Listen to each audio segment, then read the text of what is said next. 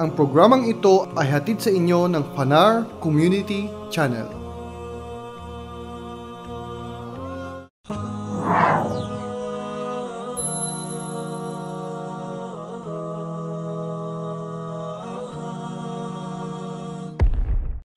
Bismillahirrahmanirrahim. Andito naman po tayo mga taga-subaybay upang ipagpatuloy ang ating paksa na patungkol sa pamamaraan o pag-uugali sa trabaho, sa negosyo o sa pangangalakal. Nabanggit po natin kanina na sinabi ng isang aliping nagkaroon ng tunay na karunungan, si Luqman al-Hakim, na kanyang sinabi na ang tao o sinabi niya sa kanyang anak o aking anak, sabi niya, magkakaroon ka sana ng hanap buhay na halal. Ibig sabihin may kapahintulutan ng Islam. Sapagkat ang isang tao kapag tinamaan siya ng tinatawag na paghirap ay tatamaan ng tatlong bagay. Unang-una, lalambot ang kanyang pananampalataya, ang kanyang relihiyon, at hihina ang kanyang pag-iisip, at mawawala ang kanyang moralidad. At ang pinaka mahigit pa dito ay ang mga tao, mababa ang paningin ng mga tao sa kanya. Sinabi pa ni Imam Ahmad bin Hanbal, nang mabanggit sa kanya ang hadith na nabanggit doon ang tagdu khumasa wa taruhu bitana. Ang umpisa ng hadith, law annakum tatawakkalun ala Allah haqqu tawakkuli la razaqakum kama yarzuqu at-tayr tagdu khumasa wa taruhu bitana. Kung kayo lamang ay nananalig sa Allah subhanahu wa ta'ala ng tunay na pananalig, kayo bibigyan ng panustos, ng biyaya, ng tulad ng pagbigay sa isang ibon. Sa umaga, pagsikat ng araw, ito'y lilisan mula sa kanyang pugad ng khumasa. Walang laman itong kanyang bituka. Pero pag uwi sa hapon, punong-puno. Punong-puno. Ayun, isang ibon lamang na walang pag-isip. Kaya sabi na dito, ang mga kasamahan ng Propeta Muhammad sallallahu alaihi wasallam ay nangangalakal sila sa kalupaan o sa karagatan. At nagtatrabaho sila sa kanilang mga bukirin o sa kanilang mga tinatawag na nakal, yung kahoy ng palmera, na yun ang makikita na hanap buhay ng mga tao sa Madina o sa Makkah. Kaya kinakailangan sa atin na magiging modelo natin sila. Magiging modelo natin sila, ang mga sahaba o pati yung mga propeta, mga sugo na nabanggit natin kanina, tulad ni na Adam, ni Idris, ni Ibrahim, ni Nuh, at mga iba pang mga propeta. Ngayon, dito na tayo sa mga pamamaraan o mga pag-uugali na kinakailangan pag-ugaliin ng taong mayroong hanap buhay o may negosyo o may trabaho. Unang-una, kinakailangan sa kanya ang tinatawag na husnul niyya, ang tinatawag na pagiging dalisay, pagiging mabuti ng kanyang layunin sa kanyang trabaho, sa kanyang pangangalakal, sa kanyang negosyo. Kinakailangan ang kanyang layunin ay mabuti. Ano ang kanyang ininiya? Ano ang kanyang lalayunin sa kanyang puso? Upang matulungan ang sarili na hindi hihingi sa mga tao. Hindi siya magtatanong sa kung ano man ang nasa pagmamay-ari ng mga tao. At kanyang lalayunin din na bilang pagbigay panustos sa kanyang pamilya, maging sa kanyang asawa o mga anak o dalawang magulang o kanyang mga kapatid na wala pang hanap buhay o nahihirapan sa kanilang paghanap buhay. Sapagkat kung ganito ang kanyang layunin, ang pagbibigay ng tulong sa kanya o di kaya biyaya sa kanyang mga pamilya, asawa man o mga anak o dalawang magulang o mga kapatid, siya ay mapapabilang sa tinatawag na mga mujahidun, ang tinatawag na nakipaglaban sa landas ng Allah subhanahu wa ta'ala. Dagmula kay Ka'ab bin Ujrah radiyallahu anhu, marra bin Nabiy sallallahu alaihi wasallam rajulun fara'a ashabun Nabiy sallallahu alaihi wasallam min jaladihi wa nashatihi faqalu ya Rasulullah law kana hadha ya'nuna an-nashata wal quwwa fi sabilillah faqala Rasulullah sallallahu alaihi wasallam in kana yas'a ala waladin sigar fahuwa fi sabilillah wa in kana kharaja yas'a ala abwayn shaykhayn kabirain fahuwa fi sabilillah wa in kana kharaja yas'a ala nafsihi ya'iffuha fahuwa fi sabilillah wa in kana kharaja yas'a riya'an wa mufakharatan fahuwa fi sabili syaitan akhrajahu at-Tabarani wal Baihaqi wa rijalu sahih. Nagmula kay Ka'ab bin Ujra, kanyang sinabi, isang lalaki ang napadaan sa Propeta Muhammad sallallahu alaihi wasallam.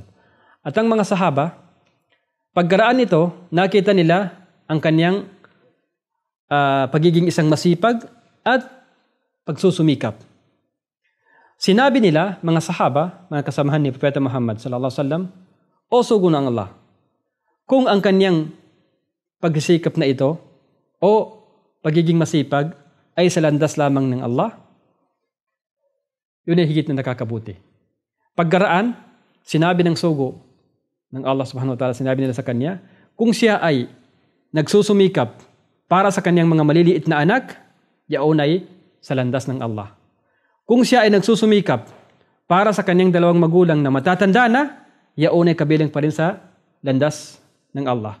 At kung siya ay nagsusumikap para sa kanyang sarili upang mabawalan, nahihingi sa kung ano man ang nasa mga tao, yun ay kabilang pa rin sa landas ng Allah. At kung siya ay nagsusumikap upang makita ng mga tao at kasamang may pagmamalaki, yun ang nasa landas ni Satanas. Fahuwa fi sabili ash-shaytan. Yun ang kanyang sinabi.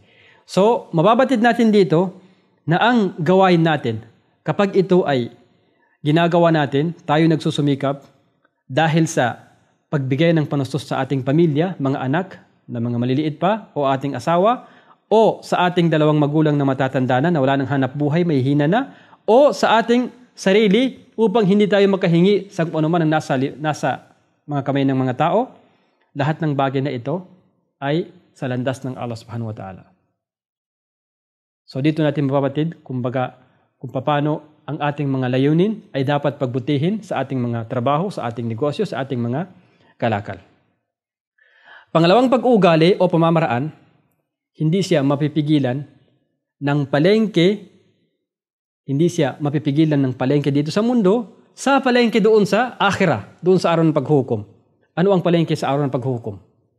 Yun ang mga tahanan ng Allah subhanahu wa ta'ala, ang mga masagid, ang mga bahay, talanginan o ang mga masagid na kung saan doon itinatayo ang ating mga pagsasala o pag-alaala sa Allah subhanahu wa ta'ala. Kaya hindi tayo dapat mapigilan o maabala ng palengke dito sa mundo, doon sa palengking mas nakakahigit.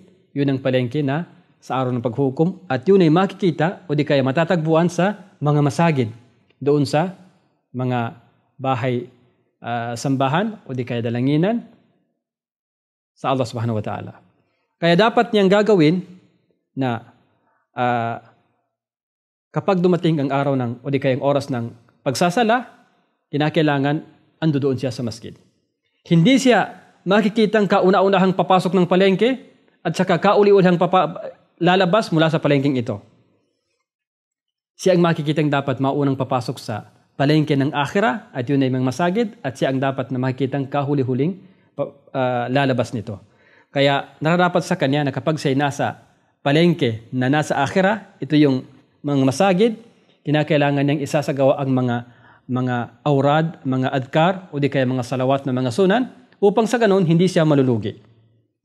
Dito natin makikita kung paano ang mga salafus saleh, mga ninuno nating mga sinaunang panahon na mga may inam, makikita sa kanila na ginagawa rin ito. Pero hindi nakakaabala sa kanila ang tinatawag na palengke dito sa mundo, doon sa palengke na para sa akhirah, para sa araw ng paghukom. Kapag sa oras na narinig nila ang adhan, ang pagtatawag ng anumang oras na pagdarasal, lalong-lalo na sa panahon ng duhur at saka ng asar, kinakailangan iiwanan muna ito at pupunta doon. Pagkaraan noon, babalik siya sa kanyang hanap buhay. Kaya nga nabanggit doon sa unang binanggit natin talata, na rijalun la tulhihim tijaratun, wala bay'un an dhikrillah, wa iqamis salah, wa ita'iz zakah, yakhafuna yawman tatakallabu fihi al-qulub wal absar. Mga kalalakihan na lumuluwalhati sa loob ng tahanang ito, mga palengke sa akhirah, na hindi sila naaabala ng anumang uri ng panininda o pangangalakal. Hindi na abala sa pag-alaala kay Allah subhanahu wa ta'ala at sa pagtatayo ng sala at sa pagbibigay ng kawang-gawa. Sila ay natatakot, nangangamba sa araw na ang mga puso at ang mga mata ay mababaliktad sa sindak nito o sa tindi nito. Pangatlong pag-ugali na dapat yung pag-ugaliin, kinakailangan habang andoon siya sa loob ng kanyang trabaho o negosyo o hanap buhay, ay palagi ang pag-alala sa Allah subhanahu wa ta'ala, kahit na ito'y nasa loob ng palengke siya. Kaya kinakailangan, kung siya ay nakaupo lamang, kung halimbawa siya ay meron siyang negosyo na nakaupo lamang siya doon, at naghihintay ng mga tinatawag ng mga customer, sa mga oras na ito, kinakailangan magkakaroon siya o di kaya hindi niya maiiwanan ang tasbih at tahlil at saka ang takbir. Ang tinatawag na pagsasabi ng subhanallah o di kaya alhamdulillah o Allahu Akbar habang nakaupo siya. At makikitang hindi siya masyadong sakim sa paghahanap ng mga customer o mga ano pa mang mga taong gusto niyang doon lamang makapunta sa kanyang pamilihan o di kaya doon sa kanyang tindahan. Pang-apat na ugali na dapat pag-ugaliin ng taong may hanap buhay, may negosyo, may kalakal, hahanapin niya ang mga pamamaraang halal at iiwanan niya ang mga pamamaraan na nagkakaroon dito ng mga haram at iingatan niya ang tinatawag na syubuhat. Ano ang mga katagang ito? Ang halal, ang may kapahintulutan. Yun ang kanyang hanapin. Ang haram, ang nabigay ng Islam na sinasabing ito'y bawal. Kaya malayo siya doon. Ang tinatawag na syubuhat, yung bang halo o di kaya hindi masyadong malinaw ang bagay na ito, kinakailangan ng pag-iingatan niya. Sapagkat ang nabanggit sa hadith, faman waqa'a fi syubuhat, waqa'a fil haram. Sino man ang taong napalagay doon sa syubuhat, yung hindi masyadong malinaw kung ano ang hatol ng Islam dito, ito ba'y may kapahintulutan o bawal? So, kung ganon, napalagay din siya sa tinatawag na haram.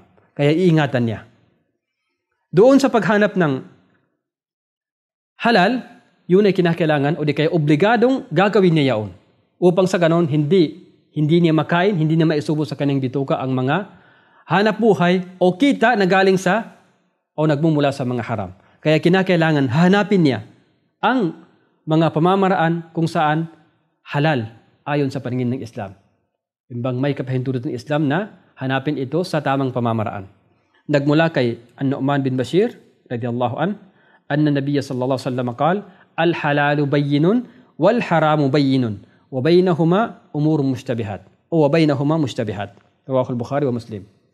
Nagmula kay Nu'man bin Bashir radiyallahu anhu, ang Propeta Muhammad sallallahu alaihi wasallam kanyang sinabi, malinaw ang halal.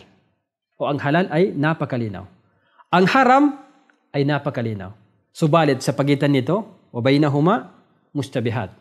Sa pagitan nito ay may mga bagay na hindi masyadong malinaw kung ito ba ay halal o haram, may kapahintulutan o hindi. Wala. Meron ditong mga tinatawag na syubuhat. Kaya yun ang iingatan natin dahil nabanggit natin kanina na nagsasabing faman waqa'a fi syubuhat waqa'a fil haram. Iingatan natin itong mga syubuhat, itong mga hindi masyadong malinaw kung alin ba ang paningin ng Islam. Ito ba'y may kapahintulutan o wala? Upang sa ganon tayo maging malayo doon sa tinatawag na syubuhat na ito.